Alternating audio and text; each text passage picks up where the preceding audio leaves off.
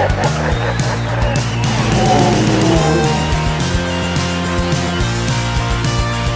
les amis, bienvenue pour une nouvelle vidéo des dingues de jeu. Aujourd'hui on se retrouve pour un petit update du chantier des dingues, du studio des dingues de jeu. Toute l'équipe s'est mobilisée encore cette semaine pour avancer à fond sur le chantier et on a fait quelques très belles avancées sur le chantier cette semaine, mais on a fait aussi pas mal de changements.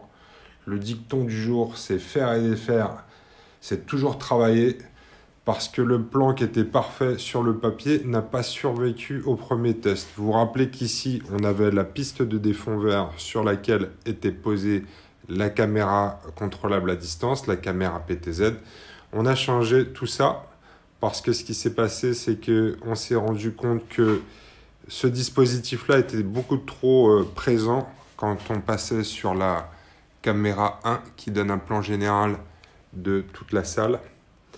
Et le deuxième problème qui était encore plus important, c'est que la caméra était posée sur la piste 2D qui était elle-même posée sur la table. Et que dès qu'il y avait des vibrations sur la table, et ce qui arrive tout le temps quand on joue, quand le zoom est à 12 fois, une micro-vibration devient un tremblement de terre. Donc on n'était pas satisfait du résultat.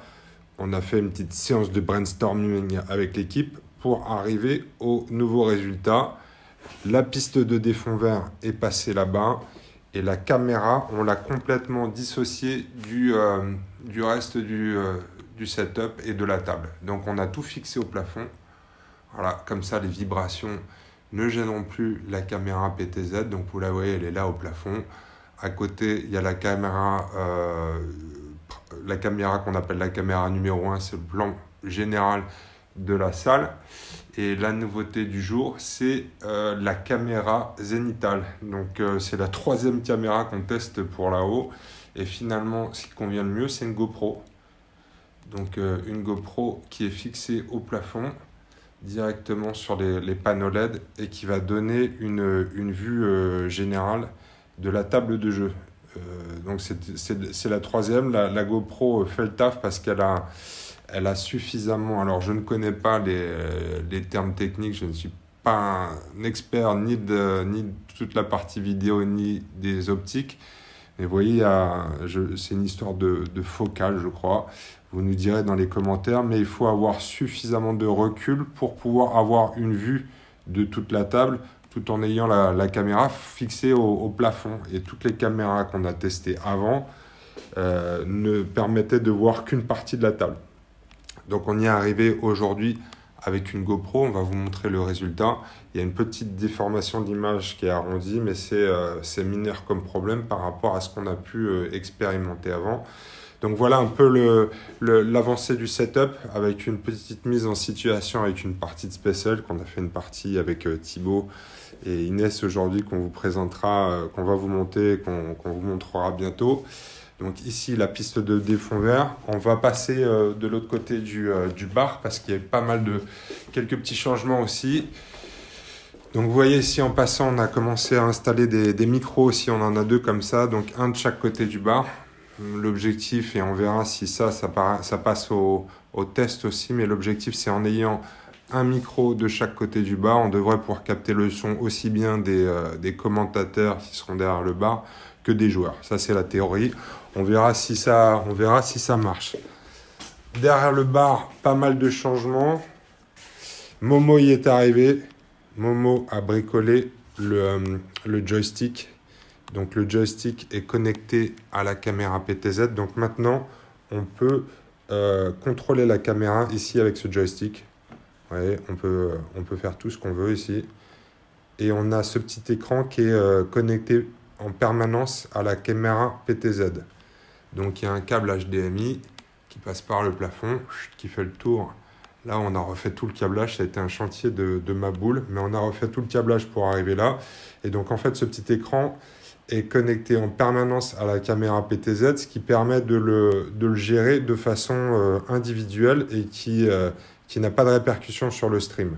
Puisque le stream, on va le voir, on a l'exemple ici, on est sur OBS. Ici, on a notre table de mixage et donc on a nos trois caméras qui y sont connectées. Donc ici, on le voit, on est sur la caméra 1. Le bouton est rouge. C'est-à-dire que c'est la caméra active. Donc ça, c'est le plan général qui va nous permettre de suivre ce qui se passe sur le bar. Donc on va voir aussi bien les gens qui sont derrière le bar, mais les joueurs, et un bout de la table. Donc ça, ce sera la caméra 1. Ici, si je passe sur la caméra 2, on va switcher sur la caméra zénitale qui va nous permettre d'avoir une vue du dessus de la table, donc de pouvoir suivre la partie en cours et ce que les joueurs sont en train de faire. Vous voyez ici, la caméra 3, elle est toujours connectée ici. Et elle n'apparaîtra que si j'appuie sur le bouton 3 de la table de mixage. Hop. Donc en fait, ce qui est bien ici, c'est qu'on va pouvoir vraiment faire tous nos réglages sur la caméra avant de passer sur le live, pour éviter d'avoir des changements comme ça approximatifs en cours de live. Donc voilà, ça fonctionne.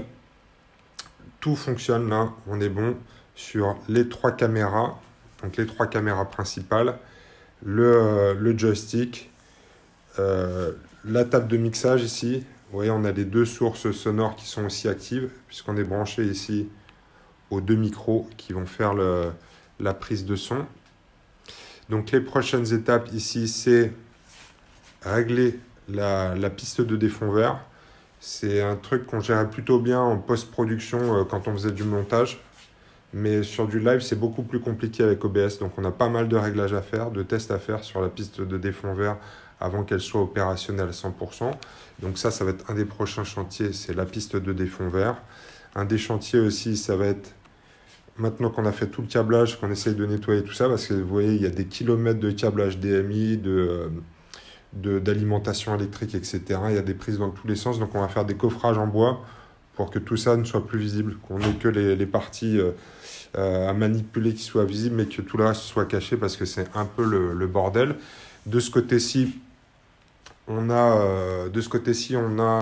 l'iPad qui va permettre de suivre le live, le stream et les commentaires. Ici, c'est la boîte à son. Il faut qu'on travaille sur la boîte à son, sur la sortie sonore, mais ça va être plutôt pas mal. Vous allez voir, on va faire un petit essai. Donc, imaginons ici une scène de combat entre un Terminator et un Gene Stealer. Voilà, on est pas mal. Et sur la piste de son, on aura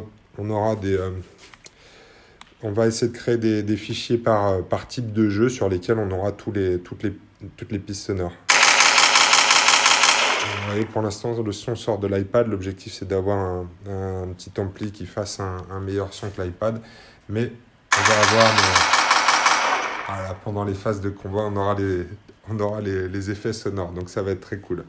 Donc, voilà où on en est. Qu'est-ce qu'on a d'autre ici? C'est pareil, toute la partie câblage est à compléter et cacher.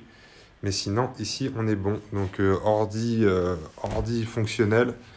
Tout fonctionne bien ici. Il nous reste la piste de défond vert à gérer. Et puis, un travail de finition. Mais sinon, vous voyez, les amis, on avance bien sur le setup. On y est presque. Donc, la prochaine fois qu'on vous fait un update, on espère que le studio sera fini et qu'on prendra rendez-vous pour notre premier live. Mais en tout cas, on touche au but. Je remercie toute l'équipe des Dingues de Jeu qui a passé encore beaucoup de temps cette semaine sur les tests, l'installation, le bricolage. C'est beaucoup de travail pour toute l'équipe. Mais ça avance, on est content du résultat. Des fois, il y a des grosses remises en question quand on voit que certains trucs ne marchent pas. Mais on lâche rien, on veut que le résultat soit parfait. Ah ouais, une des petites choses aussi qui change pas mal avec cette installation, vous le voyez, la piste de défond vert ici, on veut pas qu'elle soit visible pour les viewers. Donc les joueurs y auront accès par le côté et eux, on l'a vu en situation de jeu, ça marche plutôt bien, on a fait des tests. Par contre, un des inconvénients, c'est que c'est un peu sur le chemin des gens qui vont être derrière le bar. Vous voyez, ça limite la visibilité sur la table de jeu. Et on s'est dit que c'était un problème au début, mais au final, on s'est dit que c'était aussi un avantage, puisque finalement, pour que les gens qui sont derrière le bar puissent voir correctement ce qui se passe sur la table, ça va être à travers le stream d'OBS. Ça veut dire que les gens qui sont à la régie devront faire un très bon boulot puisqu'ils vont se retrouver dans la même situation que les viewers sur YouTube. Ils ne peuvent rien louper. S'ils veulent voir ce qui se passe sur la table, il faudra qu'ils fassent le taf à la régie. Donc voilà, ça va permettre d'interagir quand même, mais ça veut dire qu'il va falloir être assez bon sur la manipulation de la régie pour pouvoir suivre l'activité sur la table de jeu à travers cet écran qui va rediffuser en direct toute la partie. Donc voilà un peu le setup. Beaucoup de changements encore cette semaine. C'est vrai que c'est pour ça que c'est le dicton du jour. Faire et défaire, c'est travailler. Des moments difficiles quand on pense qu'on touche au but et qu'il faut tout refaire. On a refait tout le câblage qui passait sous la table. Maintenant, il passe sur le côté du bas et monte comme ça. Il passe derrière. Tout le câblage passe derrière les panneaux LED maintenant pour aller jusqu'aux caméras, aux 3 caméras qui sont connectées ici. Donc voilà, un boulot de titan encore de l'équipe cette semaine. Des tests et puis des achats, encore beaucoup d'achats. Donc c'est pareil, ça nous coûte une blinde tout ça. On le fait parce que ça nous fait plaisir et on le fait pour vous. Donc si vous voulez nous filer un coup de main sur la partie financière, vous avez en lien dans la description le Tipeee des dingues de jeu. Toute contribution est la bienvenue. On le fait pour vous. Donc si vous voulez mettre la main à la poche et nous filer un coup de main, si vous en avez la possibilité, bien évidemment, n'hésitez pas à nous filer un coup de main sur le Tipeee des dingues de jeu. Ça va nous permettre d'avancer sur le projet. Voilà les amis, j'espère que ça vous plaît. Nous, on est super excités, on est pressés de pouvoir faire nos premiers streams, mais on veut que ce sera jamais parfait, mais on veut que ce soit presque parfait. Donc ça prend du temps, mais on avance. Voilà les amis, on essaiera de vous faire une petite vidéo de game. C'est vrai que c'est pas évident d'être à la fois sur le chantier, au boulot et dans la vie de famille et continuer de créer du contenu. On a filmé aujourd'hui un petit rapport de bataille Space Hulk avec Thibaut et Inès. Donc d'ici la fin de la semaine, normalement, si j'ai le temps de monter en plus du chantier, vous verrez tout ça. Mais on essaye de tenir le rythme malgré le chantier. Voilà, on vous embrasse les amis. À bientôt en direct du studio des dingues de jeu. On va y arriver.